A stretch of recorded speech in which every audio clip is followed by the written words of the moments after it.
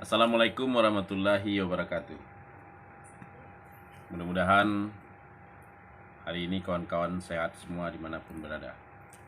Selamat datang di vlog saya ini, dimana di video-video saya ini sebelumnya saya tuh membacakan Al-Quran ini tidak tampak muka, tapi hanya suara saja.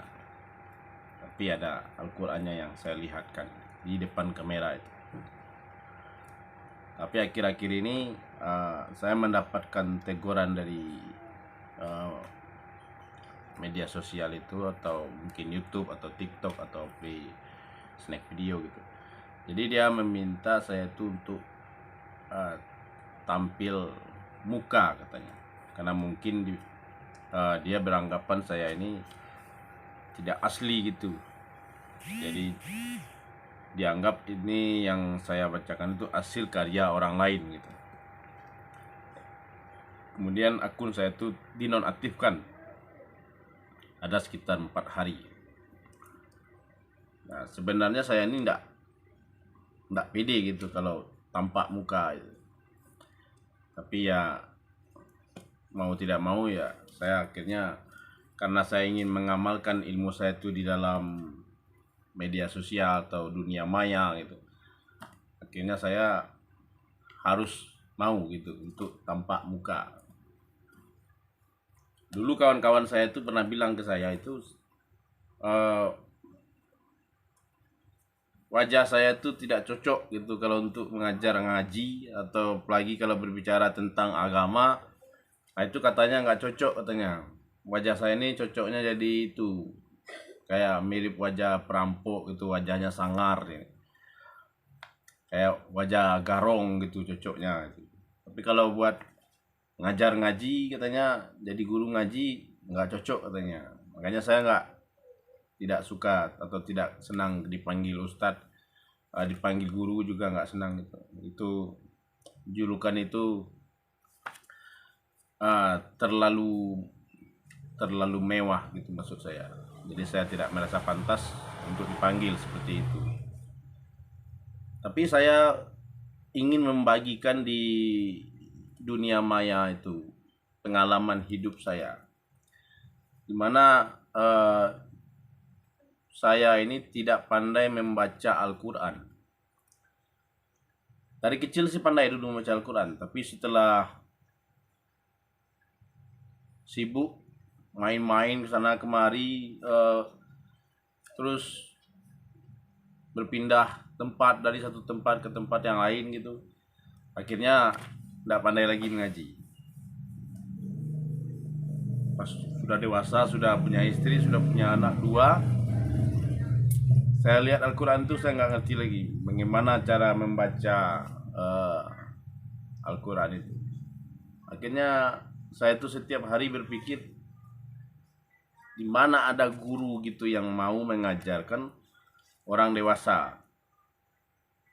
Tapi mungkin karena saya ada niat di hati gitu, akhirnya Allah mempertemukan saya dengan kawan saya, dan dia mengajak saya tuh pergi ke sebuah rumah, dan di rumah itu ada mantan preman yang kemudian dia itu sudah tobat ya, dan dia tuh belajar Iqra sampai kemudian dia bisa. Akhirnya dia panggil kawan-kawannya itu, kemudian dia kumpulkan yang nggak pandai ngaji, ayo sini belajar ngaji.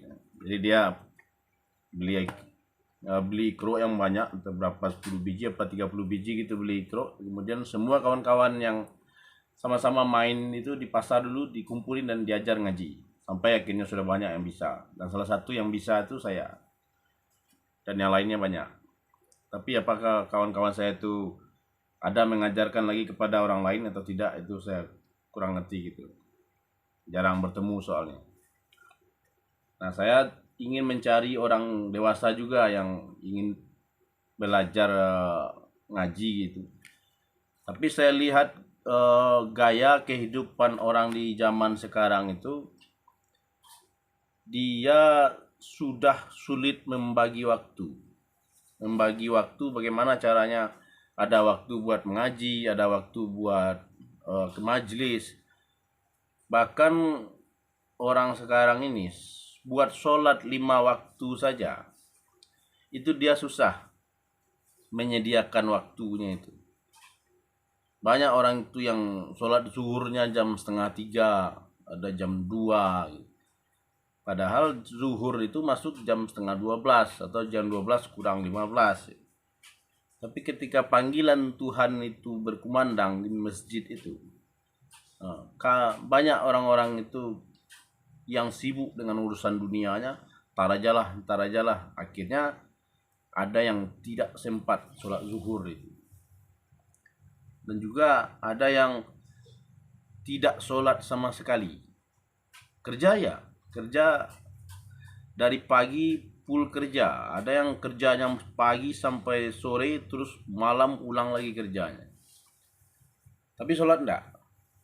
Apalagi ngaji, sholat aja enggak. Padahal sholat itu kan gampang, gratis gitu. Enggak harus beli buku kan. Tinggal pergi ke masjid atau tinggal ambil air wudhu sendiri, sholat sendiri. Kalau nggak punya sejadah, ya tinggal pakai kain yang bersih itu atau tikar yang bersih itu. Penting di sana tidak ada najisnya. Nah itu sudah bisa kita itu melaksanakan sholat gitu. Tapi sesuai firman Allah di dalam Al-Quran itu, sesungguhnya sholat itu sangat berat, kecuali bagi orang yang kusuk. Jadi kekusukan di dalam sholat itu yang membuat orang itu menjadi sholat itu ringan bagi dia. Tapi kalau orang itu tidak kusuk di dalam sholat itu, maka sholat itu akan terasa berat olehnya. Nah, jadi kekusukan itu dulu yang harus kita cari. Apa itu kusuk? Nah, jadi biar sholat kita itu ringan. Tapi kalau kita tidak menemukan kekusukan, atau orang yang tidak menemukan kekusukan di dalam sholatnya itu, maka dia akan merasa sholatnya itu sangat berat. Seperti membawa beban yang berat gitu, naik ke atas gunung atau ke atas bukit. Nah, seolah-olah dia melaksanakan sholat itu seperti itu gitu. Tapi kan tidak begitu. Sholat itu disuruh berwudu, bersihkan mulut, bersihkan hidung, dan kemudian cuman menggelar sejadah atau kain yang bersih dan menghadap kiblat dan kemudian membaca. Nah, kenapa orang itu tidak bisa kusuk? Nah, itu pertanyaannya. Nah, kalau mau belajar bagaimana caranya mendatangkan kekusukan di dalam sholat itu. Nah, video-video saya ini belajar membaca Iqra 1 sampai Iqra 6. Temanya ini ya. Terus kemudian membacakan tafsir Al-Quran. Jadi saya tidak membahas atau tidak membuka tentang rahasia kekusukan sholat. Tapi berhubung kemarin itu karena akun saya terblokir, disuruh saya untuk tampil muka. Akhirnya saya mulai sekarang ini saya bikin 1 hari full muka dan 1 hari lagi Al-Qur'annya saja yang saya liatin, atau Iqra 1 sampai Iqra 6 saja. Jadi pelajarannya seperti itu. Dan video saya ini saya bikin khusus untuk orang-orang yang sudah dewasa. Karena anak-anak atau orang umur di bawah 30 tahun itu dia minatnya kurang untuk mengenal diri. Nah, sebenarnya kajian saya ini kajian dasar agama Islam. Kajian dasarnya yang paling rendah, yang paling bawah gitu. Jadi ini bukan kajian tinggi tapi kajian rendah, karena saya tidak pernah belajar di pesantren, apalagi majelis Universitas Agama Islam. Nggak ada. Saya itu hanya belajar kelas rendah. Jadi saya ini ingin berbagi-bagi ilmu kelas rendah gitu. Jadi kalau kawan ini tidak ingin merasakan sholat itu berat, nah kuncinya di sini.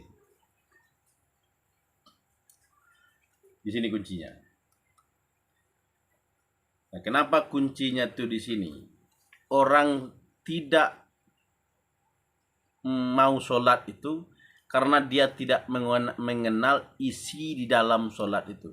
Kalau dia mengenal isi di dalam sholat itu, maka dia tidak akan merasa berat dengan sholatnya itu.